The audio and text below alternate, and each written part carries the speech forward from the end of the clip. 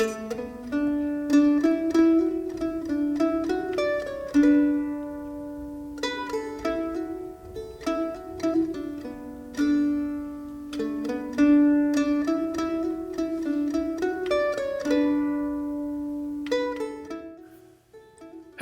and welcome to this series of lectures created for the history of Christianity in the United States at Shenandoah University. I'm Professor Barry Penhaller, and this first series of lectures, there are 9 in all, is called Christianity in Colonial America.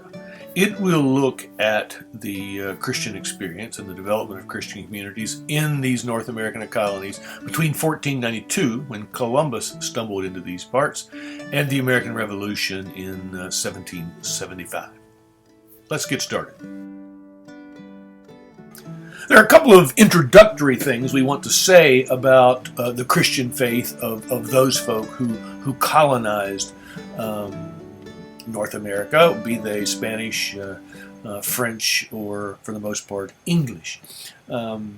They were believing, practicing Christians. For many, if not the majority, their Christian faith was a profound motivating factor in this great enterprise in which they were engaged.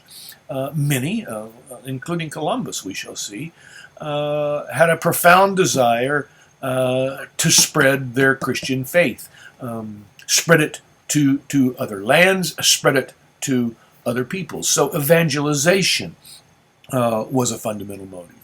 Some folks, for example, the Puritans of New England, were looking for a place to where they could embody a Christian society in the way that they saw fit, without the interference of others who did not share their vision.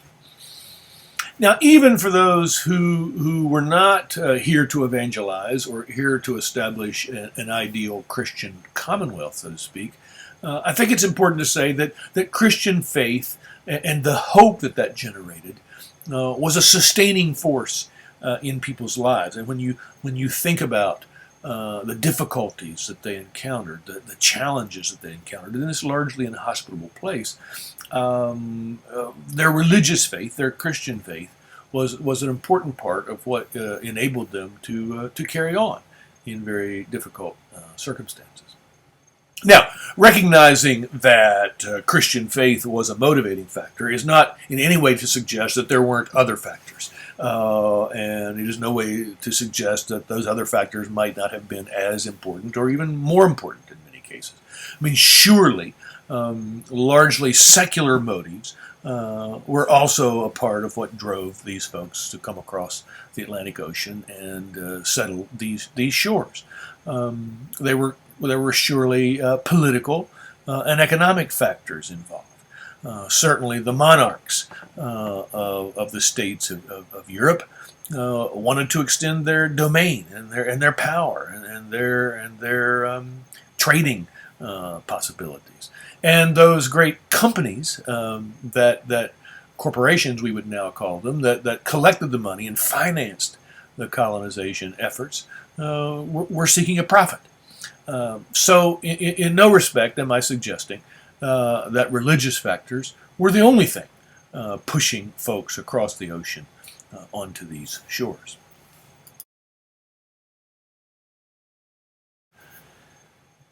It's important to understand something of the religious situation in Europe during this period, early period of colonization. We often forget that the century or so after the arrival of Columbus here is the same time during which Europe and England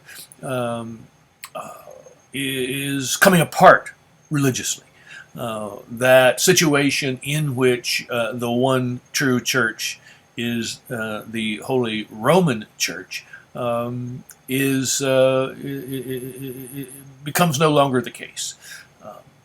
So Columbus arrives in 1492, and a fundamental date in the Lutheran Reformation in Germany is Luther's posting of the 95 Theses in 15 1522. That is to say, 30 years after Columbus arrives here.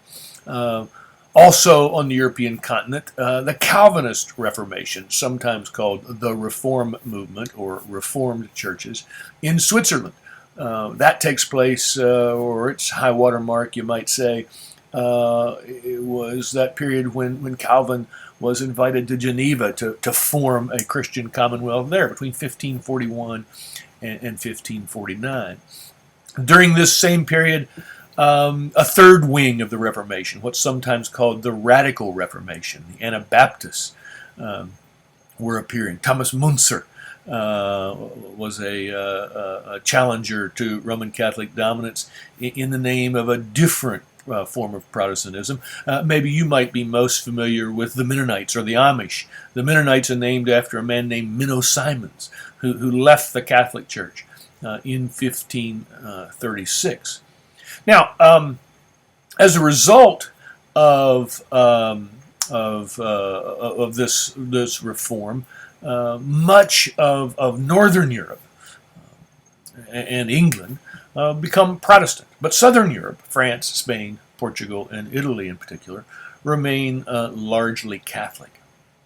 We should also remember that soon after the settling of Jamestown, 1607, there's a period of 30 years of nearly continuous war in the European continent, largely between Catholic and Protestant kingdoms and monarchs. So this colonization of North America is happening at a time when the religious situation in Europe is fragmenting. It's a religious situation which is violent, as struggles between various forms of Protestantism and Catholicism dominate the political situation, or surely an important factor in the political situation.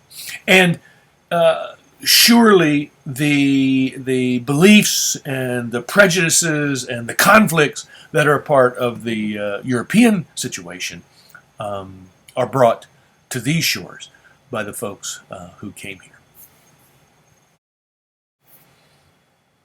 Now, a proper telling of the story of Christianity in colonial America would involve 6 separate stories, certainly interrelated stories, and stories that to some degree are regional in terms of their place on these lands. Part of the story will be the story of Roman Catholic, Spanish primarily, exploration in Florida and the Southwest, and French Catholic exploration in Canada.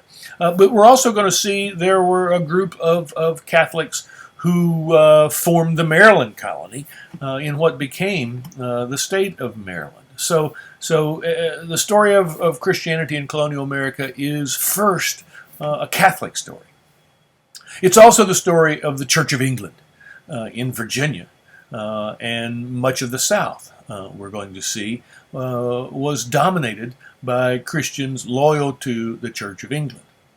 Now, the situation was very different in New England, particularly in Massachusetts, where English Puritans, who are dissenters from the Church of England, who wanted to purify the Reformation that was, in their idea, only partly accomplished in the Church of England, English Puritans were dominant in New England.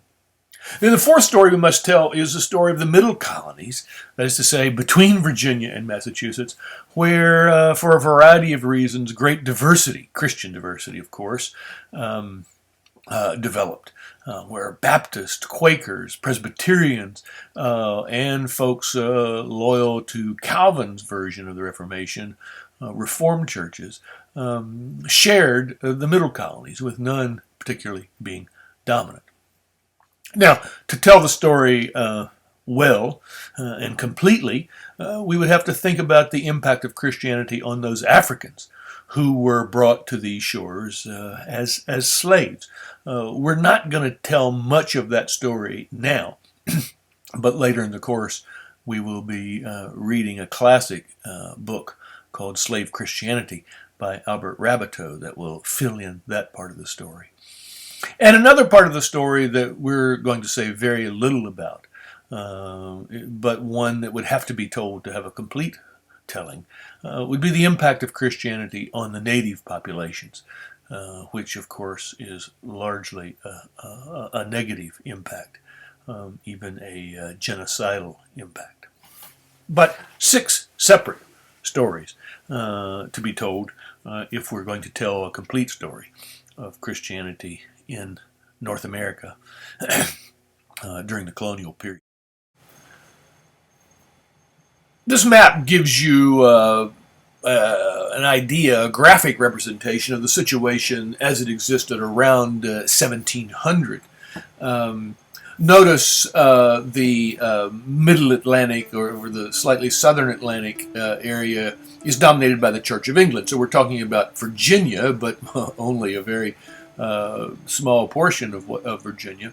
And even down in Charlestown, or what becomes Charleston, South Carolina, we see that the Church of England or colonists loyal to the Church of England have established themselves. And then in the extreme northeast in Massachusetts Bay, and to a lesser extent in Providence, the colony of Providence, Rhode Island, we see Puritans or Puritan offshoots that have established themselves. In the middle colonies, New York, Philadelphia, that area, we see this mixture of Reformed, Quaker, Baptist, and Presbyterian folk. And then in the extreme south, down in Florida, those Catholic settlements, mostly fortresses and trading posts, and that's the religious situation in 1700. But now let's tell the story that leads to this situation you see represented here.